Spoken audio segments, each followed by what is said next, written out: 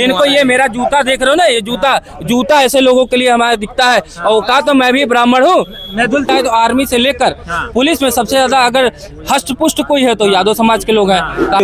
ना कोर्ट ने इसका स्वतः संज्ञान लिया, लेकिन सुप्रीम कोर्ट को भी इस पे ध्यान देना चाहिए कि ऐसी पिक्चरें ना है। नंगाई करते हैं, ये नंगाई करते हैं लोग रील्स। ये डायरेक्टर को तेल लेने जाए से आए तो जूता मारूंगा ऐसे सालों को। इनको बनाना है तो अपनी बहन बेटी को उठा ले, अपने घर में माँ बहन को उठा ले, अपनी लव स्टोरी दिखाना शुरू कर दें। भैया आप क्या कहना चाहेंगे, यादव जी की जो लव स्टोरी आई है उस पर सुप्रीम कोर्ट का भी फैसला आ गया उसके नाम को लेकर के? मैं कई बार बोल चुका हूं कि किसी भी जाति बिरादर के नाम से पिक्चरें नहीं बनना चाहिए। अगर आपको किसी जाति और बिरादरी के नाम से पिक्चर बना रहे हैं तो उसके पराक्रम को दिखाइए, उसके इतिहास को दिखाइए कि उसने समाज के लिए क्या क्या है। या जैसे ब्राह्मणों के लिए आया था घूसखोर पंडित, तो आपको ब्राह्मणों के लिए पिक्चर बनानी है तो उनके ब्राह्मणों का इतिहास दिखाइए ना कि उन्होंने देश के लिए क्या किया, अपने देश के लिए क्या किया, समाज के लिए क्या किया। ऐसे यादव जी की स्टोरी आई तो यादव ने अपने समाज और देश के लिए क्या किया। देखा जाए तो आर्मी से लेकर पुलिस में सबसे ज्यादा अगर हष्ट पुष्ट कोई है तो यादव समाज के लोग हैं। कहा ही जाता था कि अगर आर्मी या दौड़ वाला रेस वाला चीज है तो यादव से बढ़िया कोई होता नहीं। तो आप यादव के इतिहास को दिखाइए कि उन्होंने देश में या युद्ध के समय कितना बढ़िया काम किया।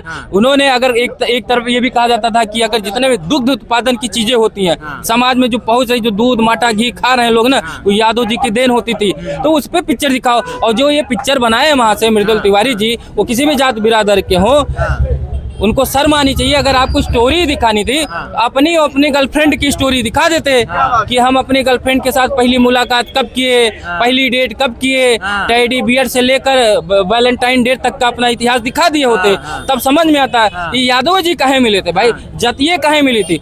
स्टोरी दिखा रहे थे तो आप मोहब्बतें रख लेते, ये प्यार तूने क्या किया रख लिए होते, जुग जुग गाड़ी रख लिया, बहुत नाम है भैया। ये यादव जी की स्टोरी। पहली बात तो इसमें हम सुप्रीम कोर्ट के बारे में कुछ कहना नहीं चाहिए, लेकिन सुप्रीम कोर्ट को भी इस पे ध्यान देना चाहिए कि ऐसी पिक्चरें ना है तो ज्यादा। और मुझे लगता है कहीं ना कहीं एजेंडे के तहत चलाया जा रहा है, वो एजेंडा लव जिहाद का है।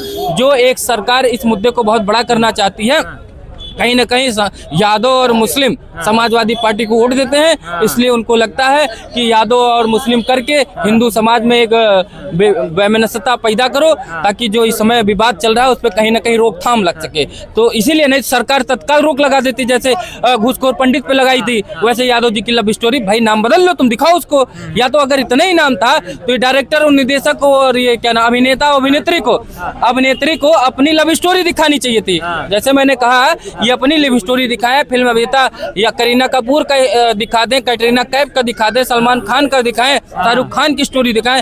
ये जात बिरादर लेके क्यों चलते हैं? मृदुल तिवारी तो अपनी बहन को लेकर के साफ साफ बोल दिए थे कि अगर किसी ने मेरी बहन को टच भी कर लिया, हालांकि उस तरह की गालियां नहीं थी, लेकिन पूरे समाज को उन्होंने कह दिया था साफ साफ अगर किसी ने टच भी किया तो आकर के मिल लेना। रील्स से दुनिया नहीं बनती। रील बाज अगर दुनिया चलाने लगे, वो मनोरंजन के साधन है, वो मनोरंजन का काम करें।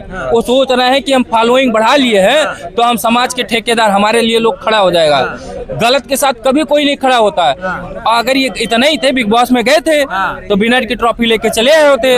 भाई कहा जाता है इनके 53 मिलियन 100 मिलियन व्यूज आते हैं इनके पे। तो अगर मनोरंजन से अगर वो कॉमेडी, देखो अभी यही हम नंगे होके नाचने लगे, हमारा व्यूज आ जाएगा 100 करोड़ रुपए।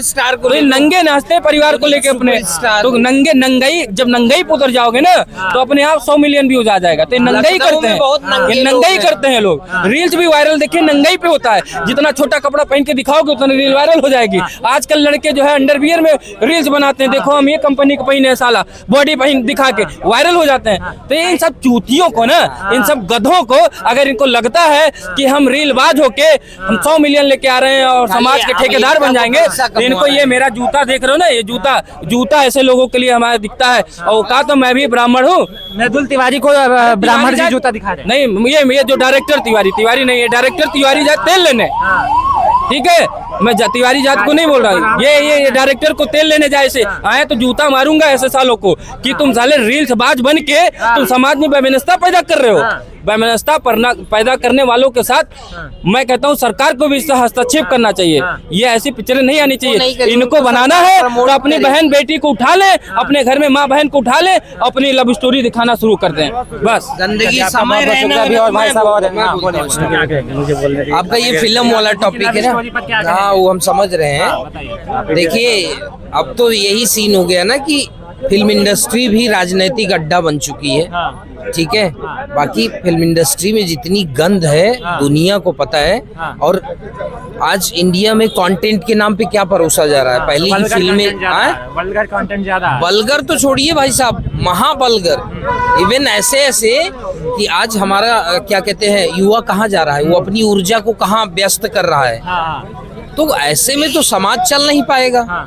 और जब फ्रस्ट्रेशन होगी तो आज देख लो डीयू जैसे स्कूल में जो छात्र पढ़ रहे हैं वो रेबेलियस आंदोलन कर रहे हैं, और इधर के जो साधु संत हैं वो उनके ऊपर गलत कमेंट कर रहे हैं। ठीक ठीक, आपका शुक्रिया। ये भाई साहब हमारे साथ में, भैया क्या कहना चाहेंगे जो यादव जी की लव स्टोरी फिल्म आई है उस पर? देखिए, जब समाज, सरकार और संवैधानिक संस्थाएं जो है अपना दायित्व सही से नहीं निभाती हैं तो ऐसी घटनाएं जो है बार बार दोहराई जाती हैं। देखिए, अभी ऐसी एक घूसखोर पंडित आई पिक्चर, दूसरी ये पिक्चर यादव जी की लव स्टोरी आई।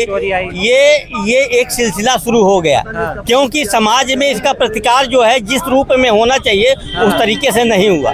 ना कोर्ट ने इसका स्वतः संज्ञान लिया, ना सरकार ने इस पे, जो सरकार में लोग बैठे पक्ष विपक्ष में, उन्होंने कोई प्रतिक्रिया दी इस पे जो है।